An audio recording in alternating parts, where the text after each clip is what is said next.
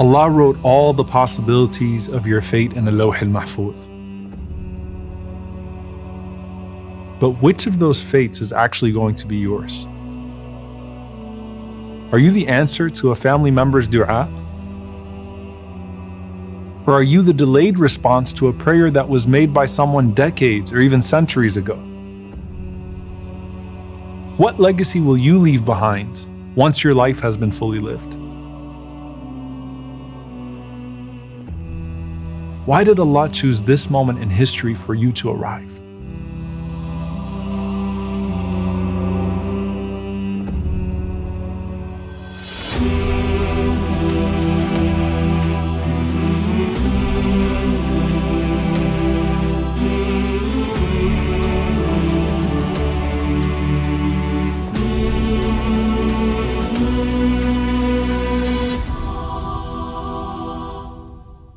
Maybe your parents and grandparents made dua for you, dreaming of your future success and happiness.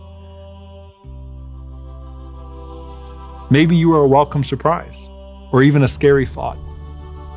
However your conception was perceived by others, your existence was planned by Allah. He chose the environment that is perfectly suited for your personality and your potential. And He brought you into this world at a certain time, to a certain family, in a specific place, to fulfill your special purpose. Try to think of yourself as a light from Allah's decree brought to this world just at the right time, maybe even as an extension of the light of someone that came before you. Remember that gathering of Adam alayhi salam walking around and seeing people's light? Think of him being amazed by your light. Or even closer, remember that night when the Prophet ﷺ went up to the heavens on the night of Al-Isra wal-Mi'raj, and his whole ummah was presented to him? Imagine the Prophet ﷺ walking through his ummah and then coming up to you and saying, "What beautiful light you have." Or think of the dreams of those that came before us. For Ibrahim alayhi salam, it was the dream of this descendant who wouldn't arrive for thousands of years, but he was so worth it, sallallahu alayhi wasallam. And then sometimes the dreams get closer. Omar ibn al-Khattab radiyallahu ta'ala anhu, waking up one night with this huge smile on his face and saying, "Who is this child from my descendants that's going to fill the earth with justice after it's been filled with injustice?" And Umar ibn Abdul Aziz, rahimahullah, his great-grandson, was born just a few years after his death, but he fulfilled the dream. I often think, what persecuted, enslaved Muslim woman is Malcolm X at Hajj Malak al-Shabaz an answer to? Every single person has their special turn in the grand story of this world. The question is whether we realize our potential and become that blessed presence wherever we find ourselves. When Isa alayhi salam was born, he said, وَجَعَلَنِي مُبَارَكًا أَيْنَمَا كُنْتَ, and Allah made me blessed wherever I may be. The scholars say that that's because Isa alayhi salam brings good to every environment he is in, and it's not exclusive to him. When we do the same, we are also mubarak to whatever place we're put in.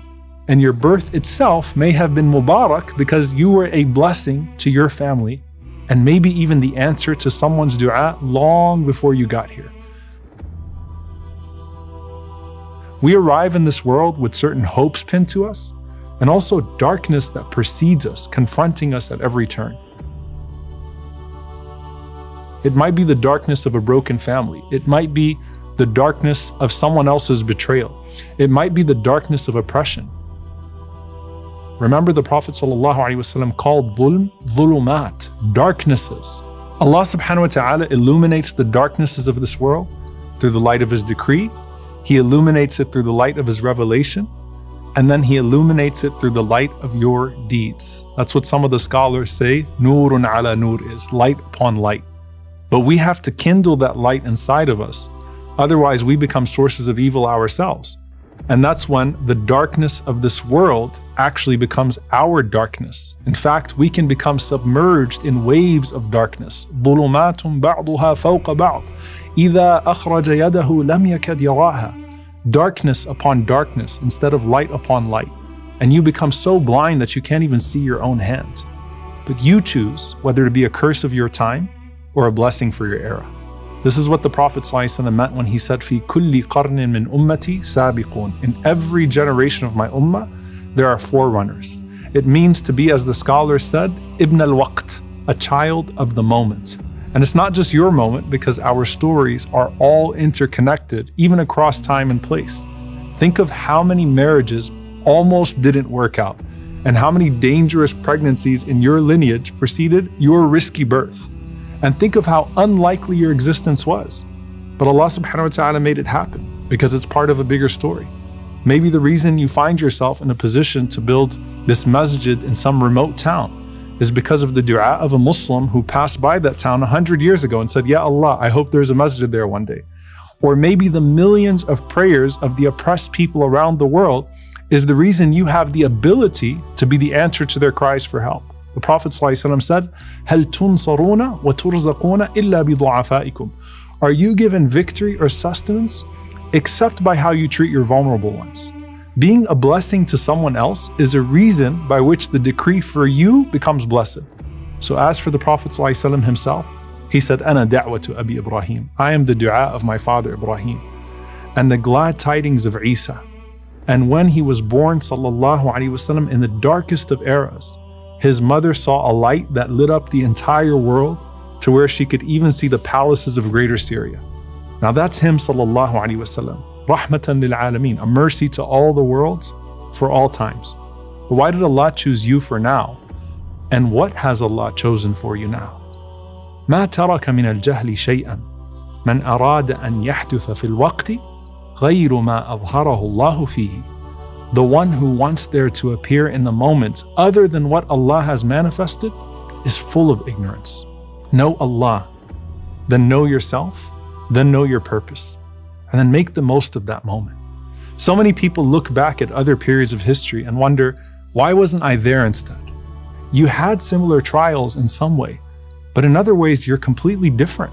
Imagine how badly the tabi'een who just missed being able to live with the Prophet ﷺ felt when they realized they were left out of being Sahaba. But then when they would tell the companions, how blessed are you all to have lived with the Prophet ﷺ, the Sahaba would respond and say, you have no idea how hard it was to support Islam in its earliest days. Do you really know that if you lived in that time, you would have been Abu Bakr and not Abu Jahl? Are you sure when you read historical episodes in the Quran, you would have been on the right side of that episode? Would you have been on the ship with Nuh alayhi salam, or with the majority of people that were actually mocking him? Would you have been ready to support Musa alayhi salam against a vicious tyrant like Fir'aun? Well, every part of history has elements of these stories, with all of their tyrants and trends. And you have to decide which character you are today. Because Allah created you for now, because that's what's best for you. To make the best of the moment and transform it to be the best deed for your eternal life.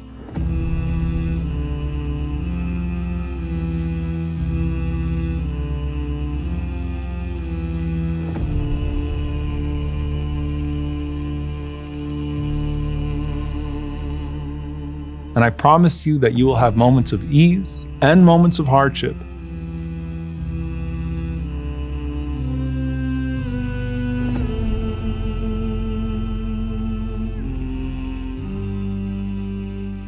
And then moments of blessing in the midst of a hardship that's actually greater than the test itself.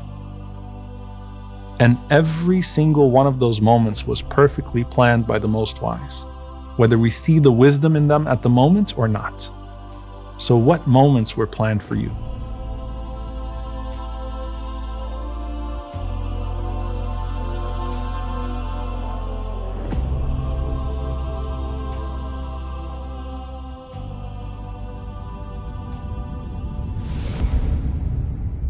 قل لن يصيبنا إلا ما كتب الله لنا هو مولانا وعلى الله فليتوكل المؤمنون